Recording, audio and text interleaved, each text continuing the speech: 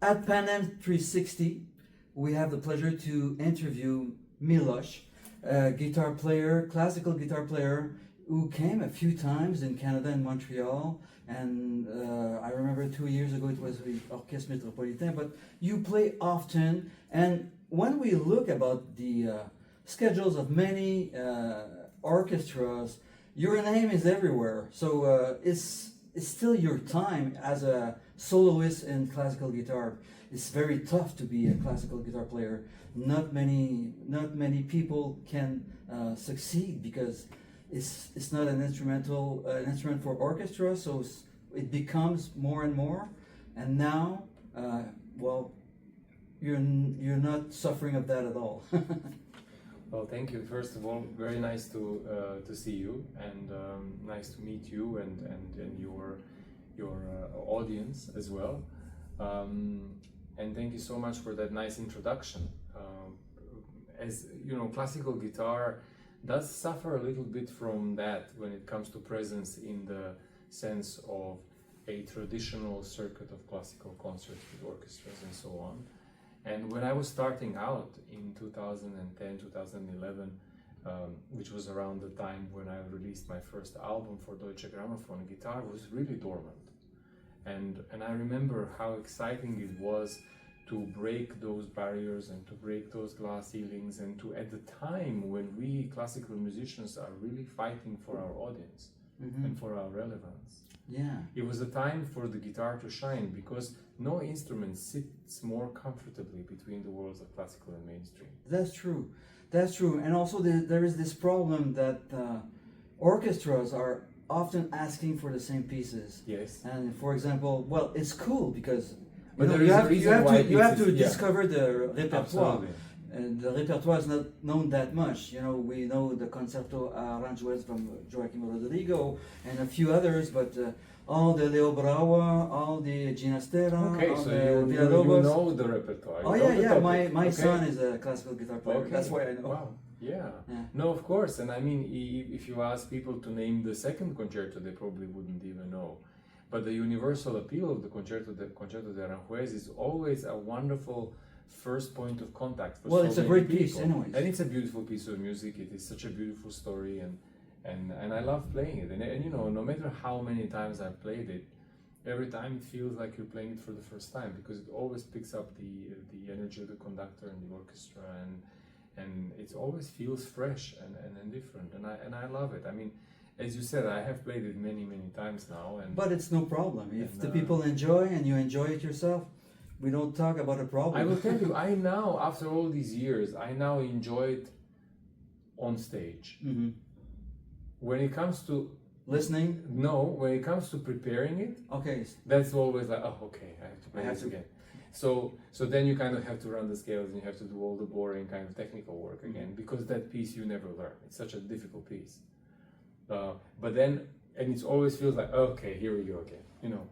But then, the first rehearsal, it's like, oh, then you understand like all that pain was worth it. Yeah. Because it was just, okay, like it goes again, but it's for a reason, and for a very good reason. It's amazing music, and people connect with it, and after the performance, people are so moved, and I always said, you know, if in a performance I move just one person, I've done a job well.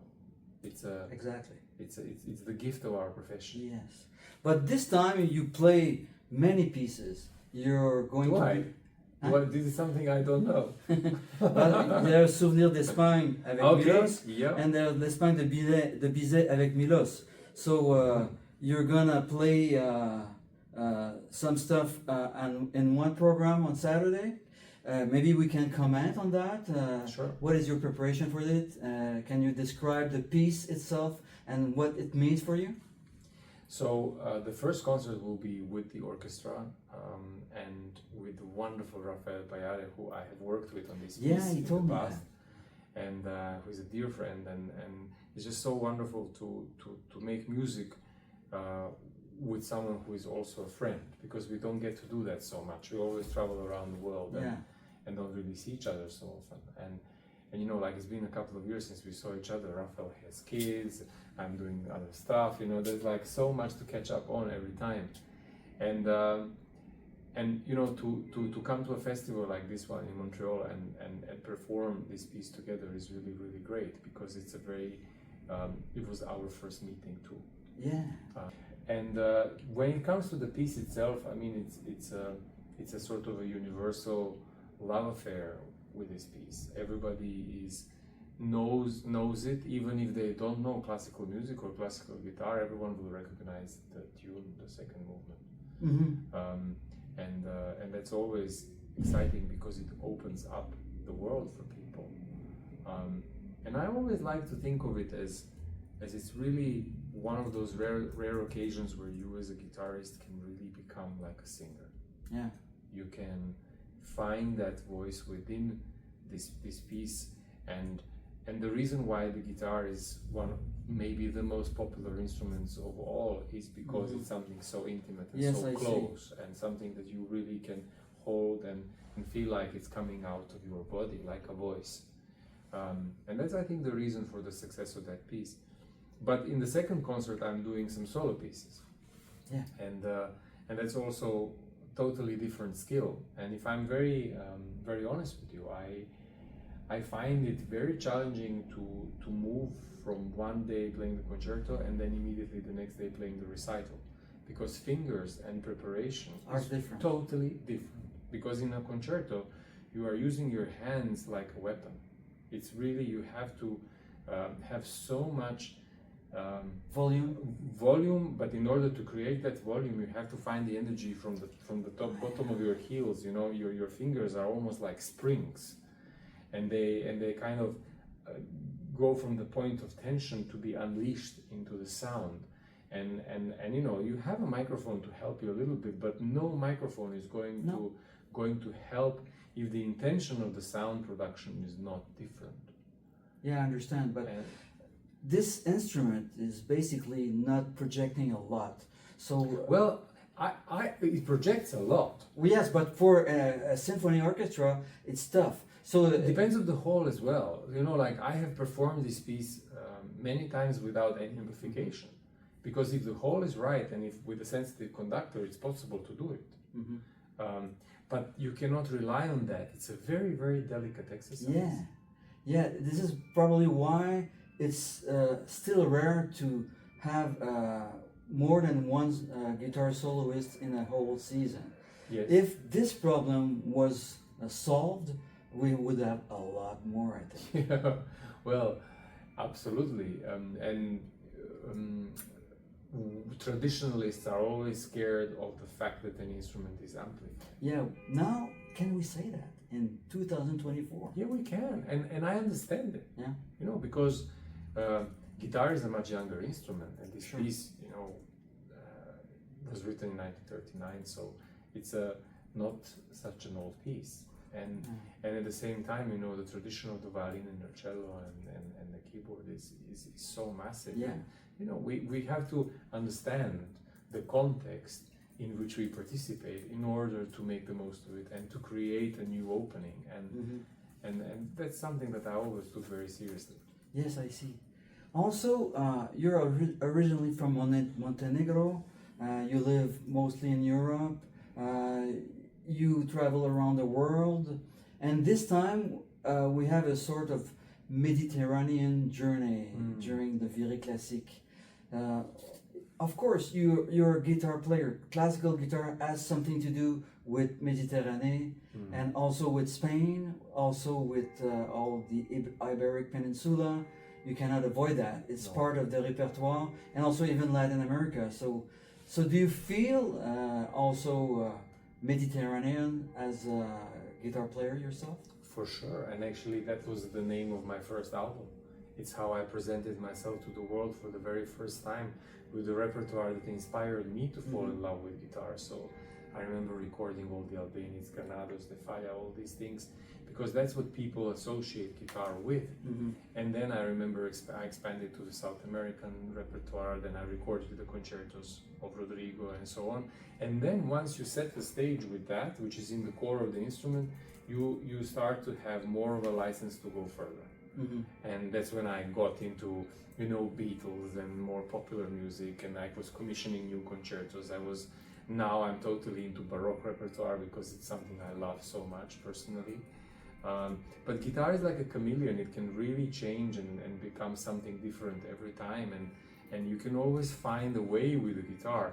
But in essence and in its core, it is a Spanish instrument. It is a Mediterranean instrument. And you know, Montenegro is on the Mediterranean Sea, so I grew up with this energy and with this character. So for me, it was an accidental match because I didn't plan on becoming a No, musician. it was part of your culture. Around people in Eastern Europe is also very important in the guitar field. Yeah, there's a lot of guitar in Eastern Balkans. There is, but it's a different, and it's more like Django. It's more like it's a different style. But in Montenegro, it's such an isolated. For centuries, it was an isolated country, and it didn't have those influences at all. I didn't know that. Interesting. Because it was the only independent kingdom in the Balkans, surrounded by the Ottomans. It was a very interesting history, and if you haven't known much about Montenegrin history, it will explain a lot of anomalies about Montenegro. It explains, first of all, why people are the tallest in Europe. I mean, it's a Mediterranean nation. It's very unusual. So music is it a mystery?